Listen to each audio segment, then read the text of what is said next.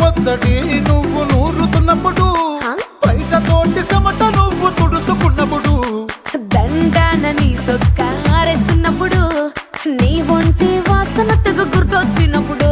రెండు చేతులెత్తి జుట్టు ముడిసినప్పుడు జెండు కత్తుకొని పడుకున్నప్పుడు అలసిపోయి నువ్వు ఆవలించినప్పుడు వచ్చుండై ఫీలింగ్స్ వచ్చి వచ్చి చంపేస్తుండ